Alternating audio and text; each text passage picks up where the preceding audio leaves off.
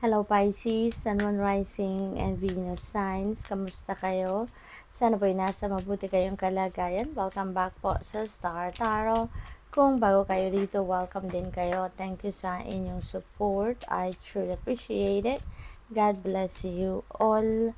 Pauna mensahe ni Pisces ay play. Ayan, Pisces, importante ang message na to para sa iyo, no, na have time to play, have time to unwind, have time to enjoy the pagkakataon around you ngayon na magkaroon naman kayo ng panahon to breathe, no?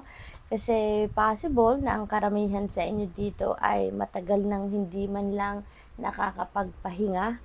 Maybe you are always busy, lagi kayong preoccupied, lagi kayong may ginagawa, no?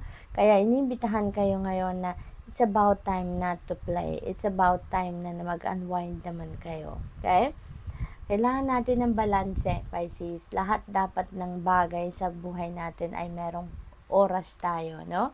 Hindi lang pwede na trabaho, pamilya, obligasyon, responsibilidad lang ang pinagkakaabalahan natin. We also have to give ourselves time, 'di ba? Para naman makapag-unload tayo ng stress, para unload tayo ng mga bigat sa dibdib or maka-relax, no? So that yung isip natin ay maging maaliwalas din, okay? We have transform. Ayan. So, rise above any situation and become the best version of you. Ayan. So, feeling ko may dito, may mga challenging situation na pinagdadaanan ng iba sa inyo dito, and maybe kailangan ninyo na makapagmuni-muni talaga, makapag-isip-isip so that you'd be able to figure out on how you're going to rise above your situation. Paano ninyo malulusutan, paano ninyo malalagpasan ang mga challenging situation na yan, paano ninyo malalagpasan yung mga obstacles na yan sa buhay. Okay? Possible din na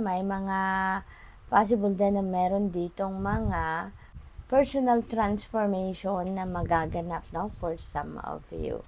What else? We have joy. Yeah, make time for the little things today. Parang kasama lang din niya si play energy na deserve naman ninyo na mag-enjoy, no? Deserve naman ninyo na mag-unwind kayo, mag-catch up kayo with friends, mag-socialize, yung mga gano'n. Yung simpleng bagay na mga gano'n, ano? Kailangan din ninyo bigyan din yan ng panahon. So, tingnan natin kung ano pa ang ganap dito for Pisces. We have luck. Wow. A sudden change of luck is likely. Things are working in your favor. Excellent time for networking. Ayan. So, siswertehin kayo. Meron ditong papasok na swerte sa buhay ninyo, Pisces, no?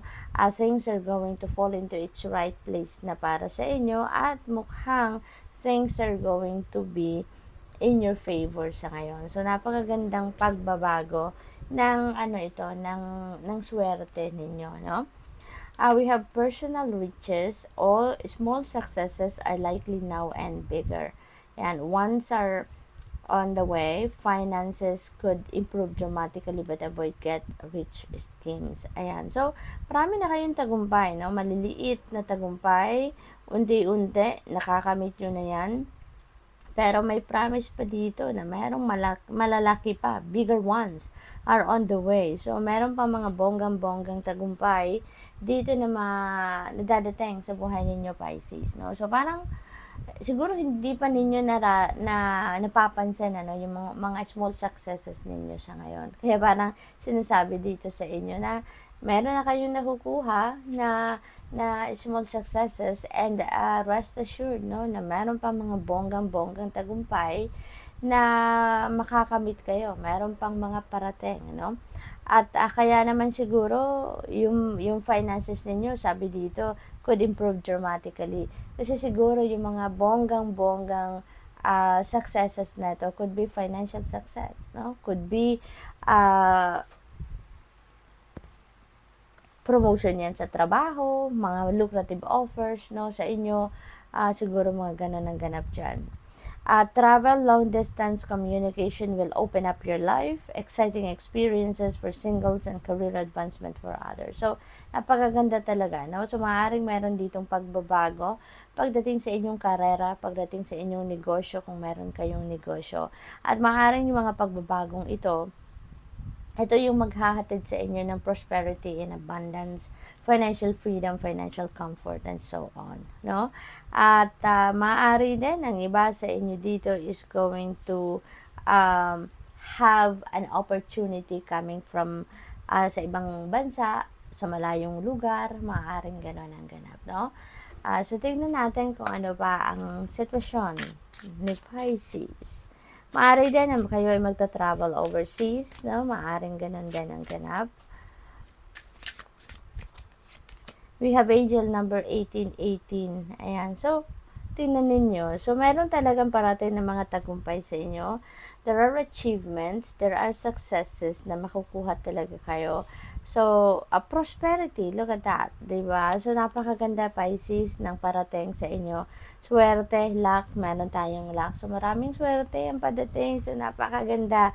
At saka, yung parang you're going to embody the energy of wands, no? Yung fire energy. Kasi, you are a go-getter as well sa ngayon, no? Parang tumatakbo o dumadaloy sa dugo ninyo ang pagiging ang pagkakaroon ng go-getter attitude. Kaya most likely, magtatagumpay talaga kayo, Pisces. Kasi ano kayo yung parang magiging porsigido, yung ganon, ano, kayo sa ngayon. Sabi dito, wow, significant events are on the cards for you. You will progress in your endeavors and gain new experiences. The right people and resources will be put in your path. An excellent proposal or change is coming up. Ayan. You're destined for greatness. See, Pisces, napakaganda. You are destined for greatness. Lahat ng mga ito, no, is leading you to greatness, is leading you to bigger successes. Kaya napaka-swerte ninyo. You are so blessed. We have angel number 10 and 1919. Yan. So, sabi dito, karma will be paying you a visit. Release the need to control because you cannot force things. Ayan. So, learn your lessons so that they don't repeat in the future. Make some space for new experiences. So, meron talaga ditong pagbabago. No? Maraming pagbabago ang magaganap dito sa inyo. May mga bagay din siguro kayo dito na i-release nyo na so that you can make room, for something new sa buhay ninyo. Sabi dito, learn your lessons so that they don't repeat in the future. That's true. Kasi kung meron tayong mga lessons na may mga pangyayari sa buhay natin na hindi pa natin natututunan ang mga lessons na hatid ng kung anumang sitwasyon na yan, it will come back. Maaaring lumipas ang panahon, lilipas din ang mga sitwasyon na yan, but it will come back kapag hindi pa natin natututunan ang dapat nating matutunan out of that experience. So, good luck. Thank you for watching. Love and light. Namaste.